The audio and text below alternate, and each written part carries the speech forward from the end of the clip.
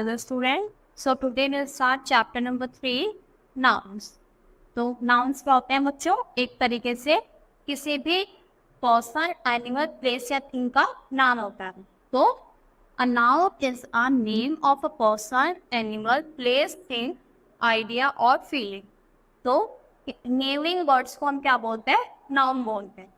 Some kinds of noun are common noun, proper noun, collective noun and abstract noun.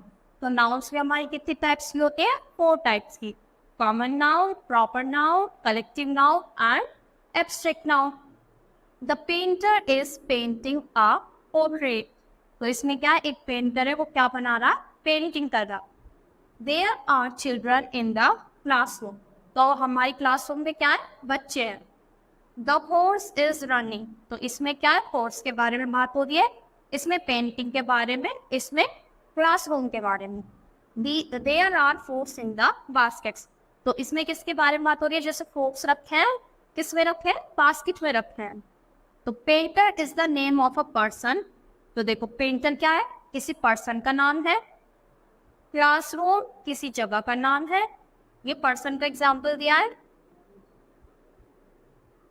जो हमारा classroom है वो place है, जो हॉर्स है वो एनिमल है, और जो हमारा फ्रूट है वो किसका नेम है? वो थिंग का नेम है. जो क्या होती है? थिंग क्या होती है? नॉन लिविंग, जो सांस नहीं ले सकती, मतलब विच डू नॉट लिव. तो हमको क्या हो गया? किस नाउन क्या होती है? नाउन हमारे नेमिंग वर्ड्स होते हैं. किस किसके? Person, place, animal, thing. अब हम पढ़ेंगे कॉमन नाउन.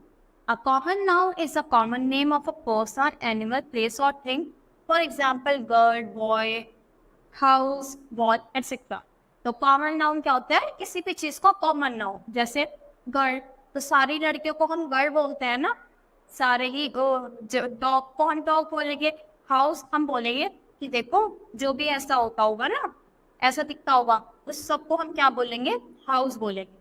जिस सबके घर होते हैं, सबके घर को क्या बोलेंगे? घर बोलेंगे. तो एक नाम दे दिया पर्टिकुलरली, तो क्या हो गया? कॉमन नाउन हो गया. मतलब सब जो एक जैसी कॉमन दिखने वाली चीजें हैं उनको हमने पर्टिकुलर एक नेम दे दिया.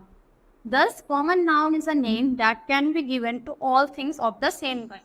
तो जो भी एक जैसी दिखती है उनको हम क्या देते हैं? एक नाम दे देते हैं.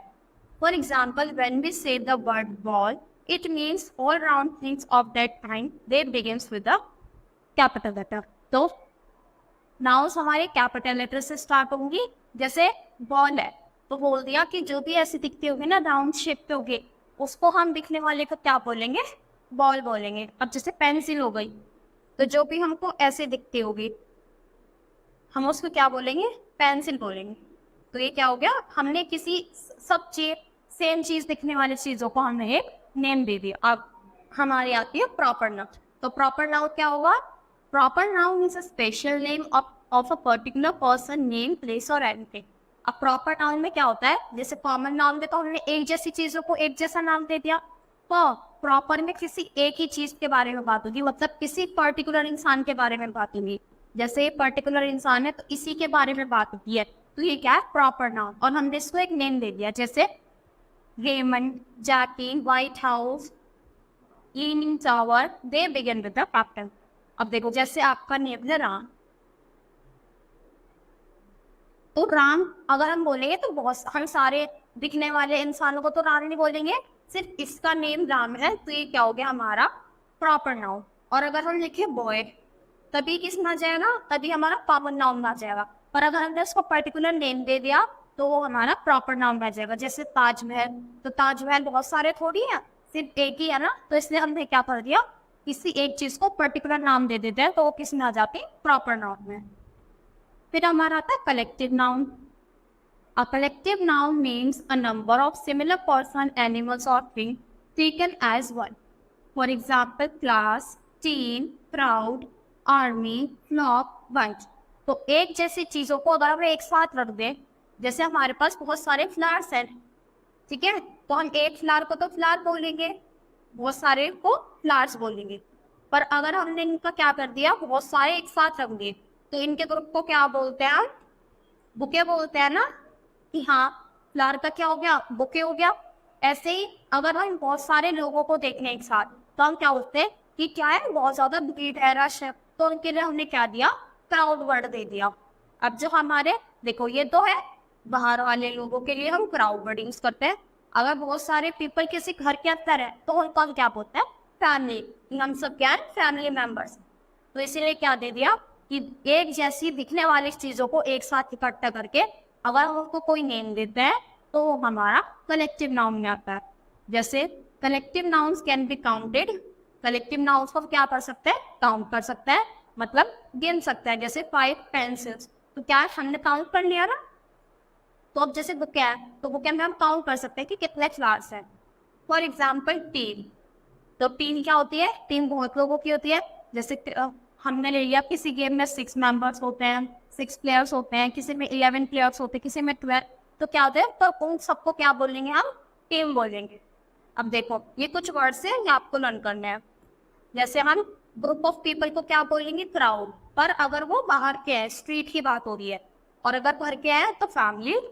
प्लेयर्स को बोलते हैं, ग्रुप ऑफ प्लेयर्स को हम टीम बोलेंगे। ग्रुप ऑफ स्टूडेंट्स को क्या बोलते हैं, क्लास, या फिर स्कूल भी बोलते हैं कि जैसे सारे बच्चे स्कूल में पढ़ते हैं ना।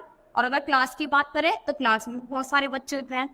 ग्रुप ऑफ सोल्जर्स को क्या बोलते हैं, आर्मी।